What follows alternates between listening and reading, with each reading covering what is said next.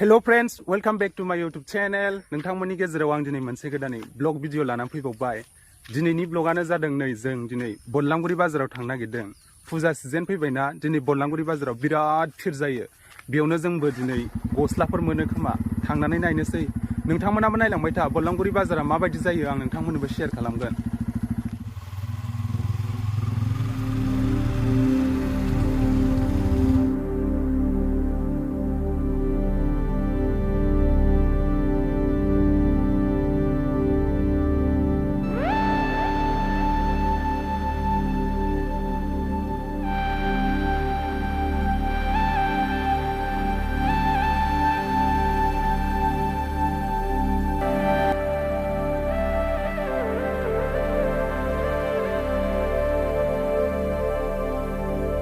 बे गोदो जों फरायग्रा स्कुल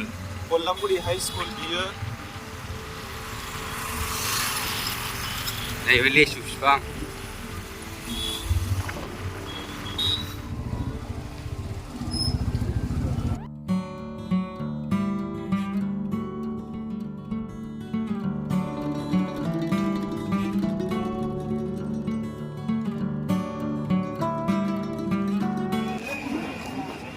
जोङो दा मोनफैबाय ओरै अमा बाजारथिं एन्ट्रि जानोसै जोङो फार्स्टआवनो अमा बाजार मोनग्रोयो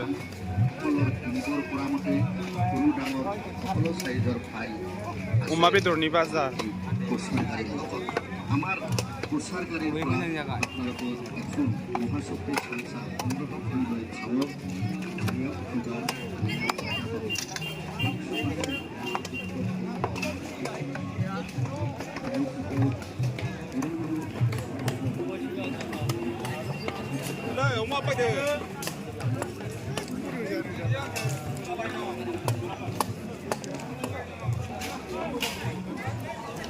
अमा बाजार गोजा बियो जेरैबो अमाल'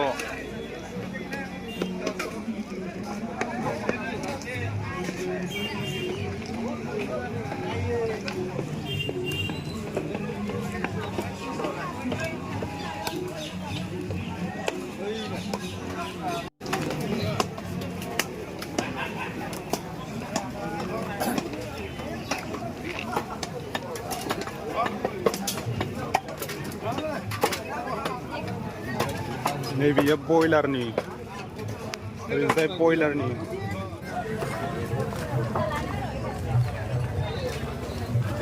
बिराद भिरखा दिनै बाजारा बिराद भिर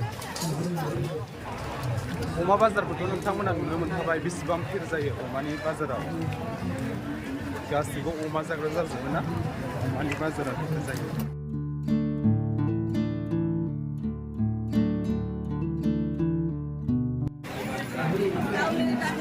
बल्लामगुरि बाजाराव मा मा मोनो नै गासिबो संसाराव नांगौ बुस्थुखौनो मोनजोबो हरेक प्रकारको दुखाइका लागि अति प्रभावकारी छ यो जुन कराईमा राखेको तेल छ ओरैजाय जि दखान दङ नै फुजानि थाखाय नांगौबा लांफैनो हागोन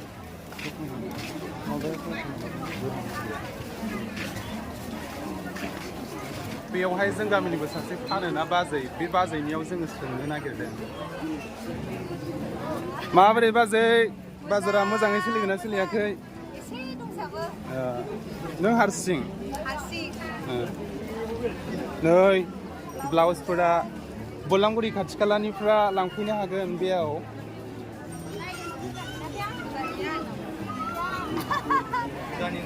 नोंथांमोना बल्लामगुरिनि खाथि खालानिबा फैनो हागोन बेखौथ' नेक्स्ट कुबाराव ना नेक्स्ट कुबाराव फैनो हागोन नै बे मोखाङावनो ओरै फैनानै ओरै हाबफैनो हागोन नै मोजां मोजां लकेल लकेल दख'नाफोर ब्लाउसफोर बांद्राय हाइ फाइ नङा दे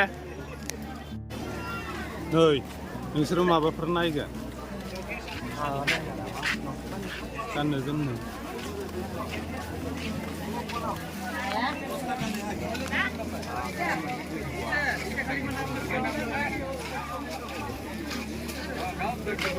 दा मानसिफ्रा बारा जाथ'वाखै नामाथाय ना फैनानैसो थांजोबखो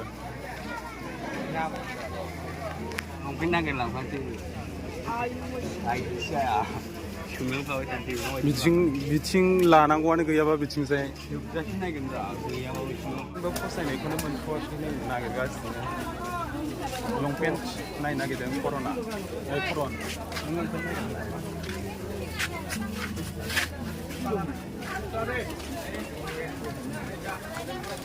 जोङो दा सेन्देलनि बाजारथिं थांनो नागिरदों सेन्देल आरि फानोना जुथा सेन्देल बिथिंखौ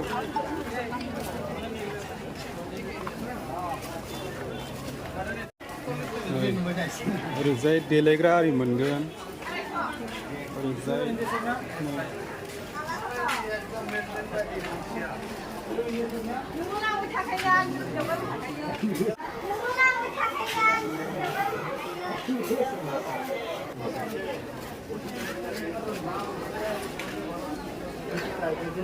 सेन्देल नायनांगौमोन ना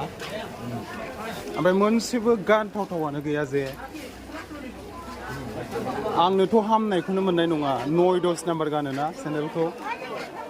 फुजानि पेन्डेला बानायहांबायानो ना पेन्डेल बानायहांबायनो दुर्गा फुजानिखौ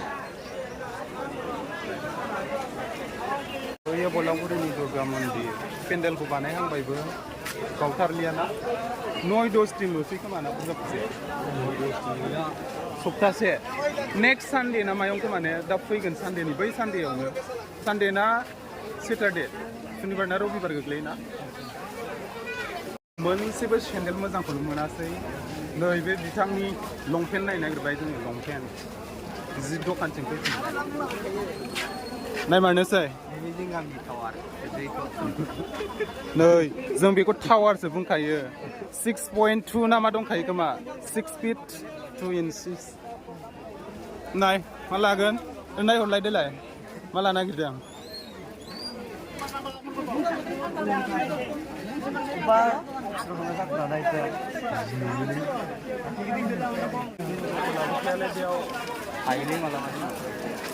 आरो बिसोरो जानला मालाफोरनो बुखौनो बायना लाबोबाबो 1000 बुंबा 400 बुजा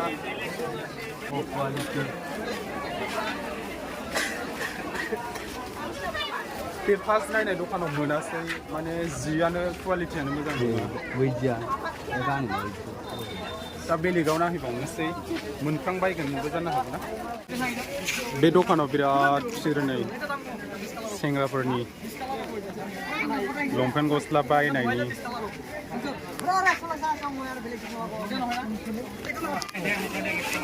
बेसेबां होनदों बेखौ 700 ना मानि लांदों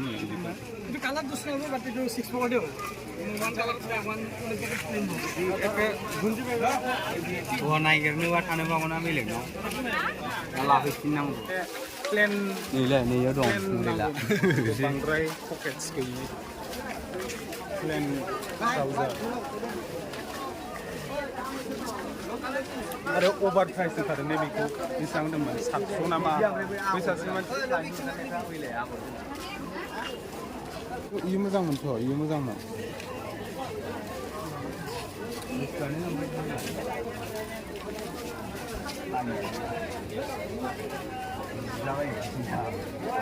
मोजांखौनो मोनासै कालेक्सना मोजाङानो लाबोआखै कालेक्सनफोरा गासिबो मा होनो बिदिखौ डेट थांनाय गोजाना कालेक्सनफोरा udah मोजां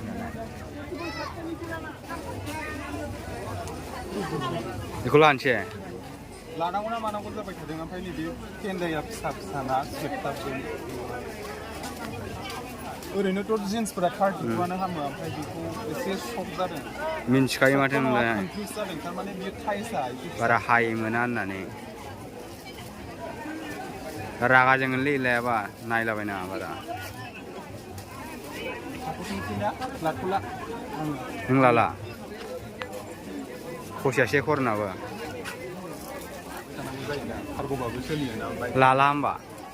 आंथ' लाथ'ला बेखौ सोर जादों ने दिनै फुजा खाथिना आत्रा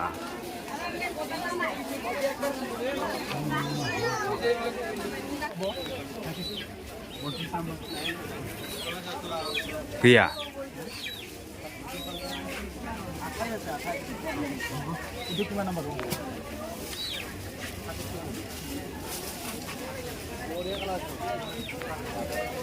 Malah kok. नायनो बोराय नुयो बेखौ ओमफ्राय गानबा मोजां मोनो ग्रोब मोनखायालै जों बायदि मानसि नायनायथारनो मोननांगोन जुदि सानसेयाव हामायबाय हामनायाथ' हामखागोन गाबोलाय आं सुनायनो आंबो बेखौ बायनांगौबा माजों फुजा जागोनलै मोजांथारमोन ना जिया बिराद मोजां खिन्थु कालारखौ नायनानै नोंथांमोना मोजां मोननाय नङा जानो हागौ खिन्थु जिया बिराद मोजां स्क्रिनाव मोजां नुयोथ' कालारखौबो ना एसे कालारफुलसिन नुदों लादो एसे आलदा कालारखौबो गानब्रा नों खालि ब्लेकखौल' गानो ना जागोन दां आंनोबो जानाय नङा जागोन लादो नै सिरि मोनबाय बेयाबो आंनो हामगोन दां 30 बे हामो आंनो 30 सुनायनायलाय मा सुनायनो 30 हामा नाङो फसायनायालाय फसायबायमोन जिन्सखौ ओमफ्राय एसे सेरनाय बायदि दङ ना गोदानखायावनो बिदिखौ लानो बायो नायबावनोसो जायखिजाया दा मोनबाय बायो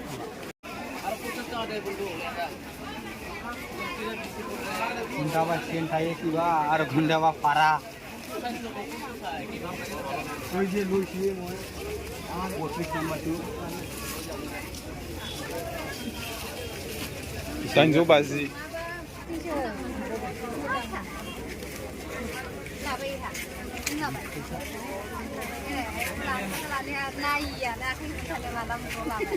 कर'नाबो लाबाय नै गस्ला लंपेन्ट दामा बेसेबां लाखो होनदों खुसि जाबावबाय फसायनाय मोननायखाय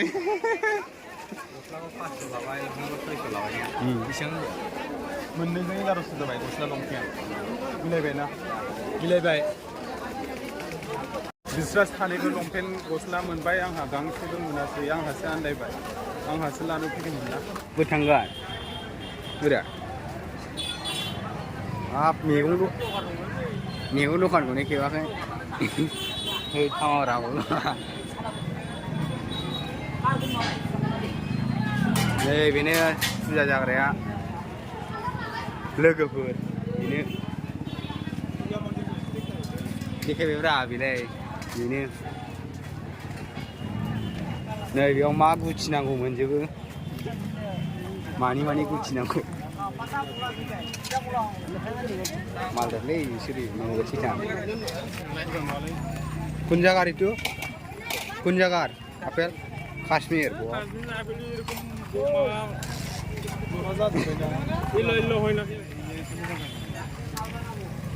जालायखो नोगोर रायहरबालाय दा सोरबा केजि नङा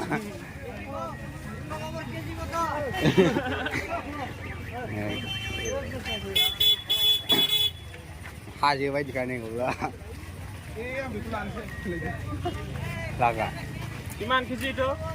50 টাকা पावा कितना 50 টাকা पावा बस इतना सा 100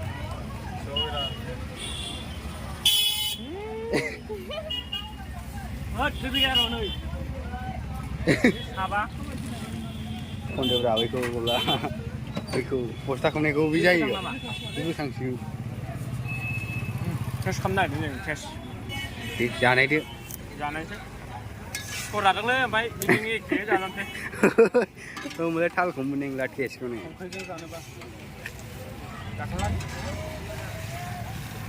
मोदोमथार माथो मोदोमथार मोदोमो देन्जार मोदोमो फ्लेभार होदोंना इने ओरैनो हरदोब्रा दुबाथार नायलांलाया एथ' दाम खमि आरो आं मालाय थांनो ओंखारबाय जोङो सान्दुं गोसा जाबायना बेसे थाबायबावनो बेसे बेरायबावनो बिस्रा लंपेन्ट मोनबाय आंहा जेबो लाथ'वासै उनाव बायनोसै रुथिया लांला माने दे जों थांनो ओंखारबाय ओमफ्राय रुटि जानो नागिरदोंमोन जेरावबो मोजां दाउदै होफानानै जायाबानो थाबखौनो होनो नागिरा ना दाउदै होनायखौ जाया होनब्लानो थाबखौनो होनो नागिरा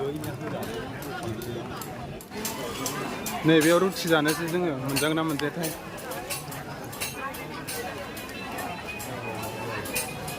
जोङो दा रुटि जानो जिरायबाय थाबखौनो मोनजाया बिराद गोबाव नेनांगौ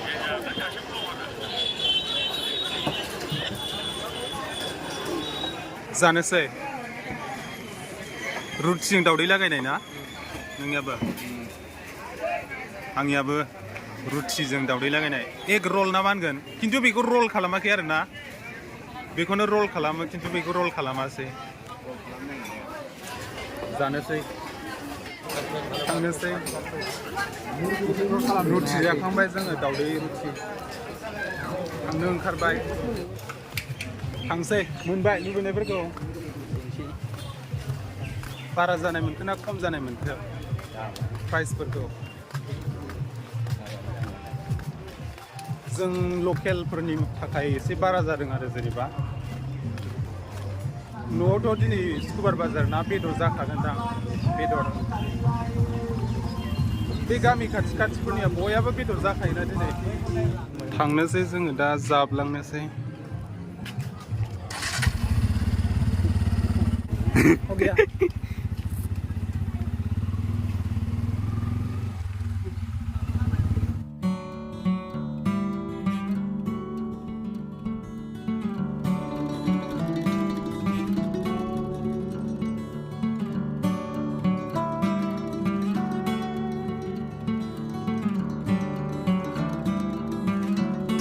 गाइसमोन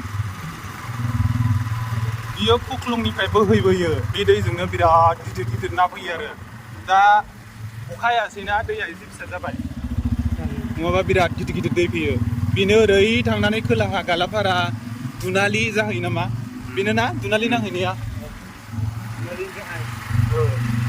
दुनालि आइ दैमा बिदि जाहैसिगोन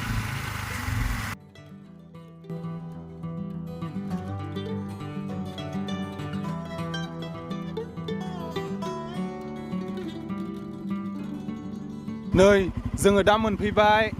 आंहा ओंखारनानै थालांबाय बिसोरो ससे थांबावनांगौ बिसनिया न'आ बिदिब्ला दिनैनि ब्लगखौ एसेयावनो फोजोबनोसै नोंथांमोना बल्लामगुरि बाजारखौ माबायदि नुखो एसे कमेन्टजों फोरमायहरदो आरो भिडिअखौ मोजां मोनदोंब्ला लाइक खालामदो कमेन्ट खालामदो आरो चेनेलाथ' दासो गोदान नालाय अननानै बयबो साबस्क्राइब खालामलायदो आरो एसेनोसै